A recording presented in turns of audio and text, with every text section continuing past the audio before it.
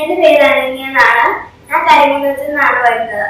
എനിക്ക് മുമ്പേ നല്ല മൂക്കിന് അടപ്പുണ്ടായിരുന്നു. അങ്ങനെ ഞങ്ങൾ പല പല ആശുപത്രിയിൽ പോയി. അവർ പറഞ്ഞു കുഴപ്പമൊന്നുമില്ലാന്ന് പറഞ്ഞു. അവരൊരു മരുന്ന് തരും.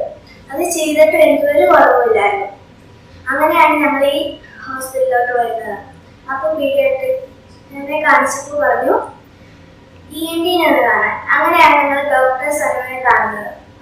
ഡോക്ടർ പറഞ്ഞു ഒന്നെങ്കിൽ സർജറി അല്ലെങ്കിൽ ഒരു മൂക്കിലോട്ടൊരു സ്പ്രേ അടിച്ചു വിടാം.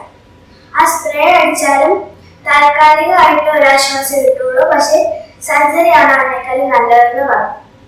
അങ്ങനെ ഞങ്ങൾ സർജറിയുടെ ഡേറ്റ് ഒക്കെ എടുത്ത് ഞാനിപ്പോൾ സർജറി ചെയ്തു. ഇപ്പം ഞാൻ എല്ലാം ഓക്കെയാണ്. ഞാനിവിടെ വന്ന് അഡ്മിറ്റ് ആയപ്പോൾ ഞാൻ ആദ്യം കണ്ട നേഴ്സ് ആയാലും ഡോക്ടർ സനു ആയാലും സപ്പോർട്ടിങ് സ്റ്റാഫ് ആയാലും അവർ നല്ല ഫ്രണ്ട്ലി ആയിരുന്നു. അവർ എന്നോട് നല്ല സ്വഭാവമായിട്ടായിരുന്നു പെരുമാറിയത്. Because I M so happy.